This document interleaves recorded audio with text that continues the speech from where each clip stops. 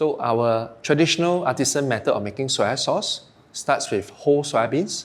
So we use non-GMO soybeans from Canada, organic soybeans from Bhutan.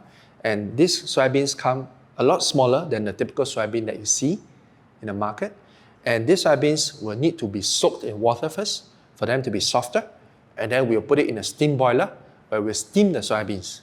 So after the soybeans are steamed, it becomes soft. And that helps the fermentation process. We lay out onto the trays, big trays for it to cool down. And after cooling down, we put them into round rattan trays, right, where we add in the asparagus mold for fermentation. And we keep it in the koji fermentation room for 4 days. And after that 4 days, when the beans are fermented, they actually turn green. From the green beans, or so-called the mold-covered beans, we actually take it out into the vats and we add in salt water. Right? And we keep it, the salt water provides the medium for the fermentation. And over the next 9 months, they stay in the vats and we have to take care of it, monitor it every day. 9 months is the same time it takes to make a baby. So this is like our baby. We can't just leave it there to ferment. We actually have to take care of it, shower it with love.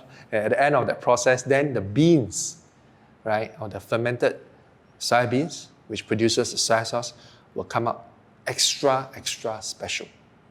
And that's, in a nutshell, that process of how we make soy sauce.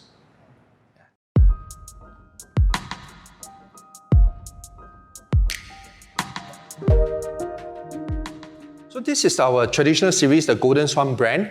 The Golden Swan brand was started by my grandfather. His company was called Nanyang Sauce. So if you look at the labels, you will see Nanyang Sauce Factory here, and you will see Golden Swan brand. Why is that emblem is because in the past, our forefathers, not many were literate in English or Mandarin. Right? Some of our forefathers were more fluent in their dialect. Right? Like my grandma, she's 94, she only speaks Hokkien. So they would have an emblem to help their customers recognize what brand it is. So my grandfather chose the Golden Swan brand is because there's something interesting about swans that a lot of people don't know, is that swans are the only birds in the world that when they find one another, a boy finds a girl, girl finds a boy, they stay together for life. That's why some Chinese weddings you see the swan. And it's something symbolic because he's a more artisan by trade, and he wants to make the best soy sauce. So he believes that by making the best soy sauce, his customers will stay with him for a long time. Right? And that's evolution. We still have this range, right? Although not in a lot of places. And from there, I decided to grow a premium range, which is the Nanyang Sauce range, right? And this Nanyang Sauce range was all along our company name. And in fact, it was already registered in the 60s, right? So we use Nanyang Sauce. In fact, we have separate websites for this, nanyangsauce.com and goldenswanbrand.com, to create that differentiation, right? And Nanyang Sauce is a range that we're very proud of because we also have our gifting range which has the aged soy sauce. Again, first in a region innovation where you have aged, just like whiskey. When you age it, the taste becomes even more umami. So we have our gift sets. This is our household range. We have this range appearing in Fair Price Finest, 29 outlets across Singapore. Yeah, and then the chili range which we brought back. Yeah, so that is the evolution. We find that this range serves our existing old customers, right, loyal customers, and then we now create a more premium and organic, non-GMO range. And they're all made the same way. However, the ingredients are, of course, more premium. Fermentation time is longer, so on and so forth. Right? It's almost like having a Toyota and a Lexus, if you will. Yeah.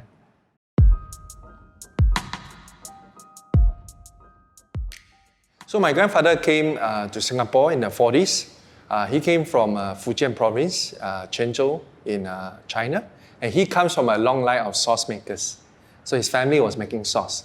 So he came to Singapore, and this was a very chaotic time back then, in search of a better life, right? So when he came over to Singapore, he couldn't carry anything.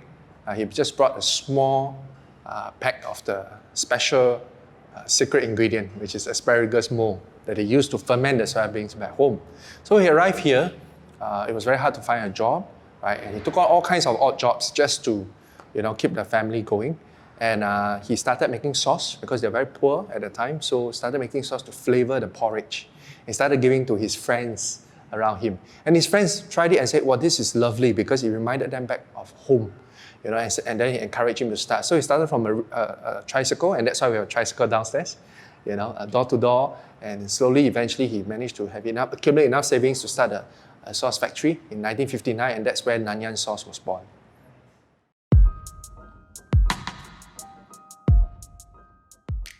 Growing up, I always thought sauce was made this way. So about 4 years ago, when I came back into the family business, I was curious. I said, why is it that our sauce business is making a loss, year after year, and it's so tough to get it going? So what I did was I visited 13 sauce breweries around Asia, China to Japan, so on and so forth, all around the whole region. And I wanted to know how were people making their sauce the machine way or the modern way. Right? And after visiting all these sauce breweries, I came back with renewed confidence that I think we have something different. Because the old way of sauce, which was what I grew up with, is that it takes a long time and it's manual work, toiling under the sun. Right? Each bottle of sauce, Nanyang sauce, takes 9 months to make. Right? And then we sell it for a few dollars. Right? So it's the work-reward kind of ratio doesn't quite match up. Then I realized that, hey, people have actually evolved. They're using technology now. They're using chemicals, if you will, to speed up the process from 9 months to a day or even a week. That was what I discovered. I realized that, hey, although we are slow, but I think slow is go now. And the way we make it, when I tried their sauces, it tastes so different, from what we are producing. And I said, okay, perhaps we got to remodel the business. We got to go after the more premium and artisanal method for people willing to pay a slight premium for better quality and better health for the products. And that's where our evolution in terms of not just our rebranding, but also our packaging and the positioning of the business model towards gifting. Because sauce that takes 9 months to make is not every day, that you can buy. You can't buy it in most of the supermarkets as well.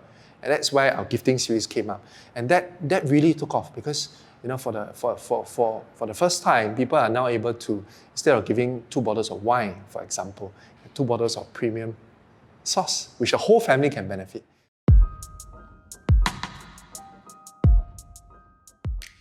So sauce appreciation, what they can expect is first, they can experience coming to our brewery and experience how soy sauce is, and visual. The visual of seeing how the vats are fermenting soy sauce in the sun is quite an experience, because it's almost like traveling back in time. So by seeing that whole experience happening right here in modern day Singapore, first it's a wow, right? And they get a behind the scene tour of every level where we walk them through and they get to see for themselves and experience some hands-on activities even, how artisanal sauce is made. Right? The second part of the workshop is the appreciation, where it's done on the 3rd level, where we have a workshop room where participants can then taste and understand what are the 5 tastes. Now we all know sweet, we all know salty, we know bitter, we know sour, but what is the umami taste?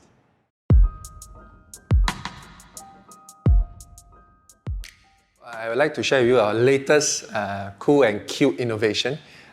It is also a result of customers' feedback, and it is this special mobile soy sauce keychain.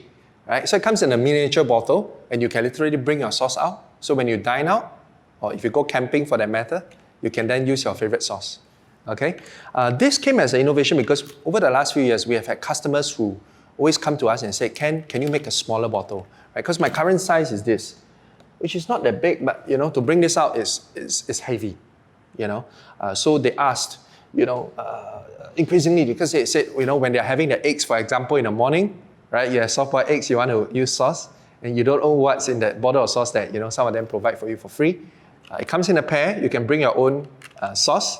It comes in a light soy sauce, a dark soy sauce. So you attach it to a keychain. It's about the size of your car remote control. It's super handy.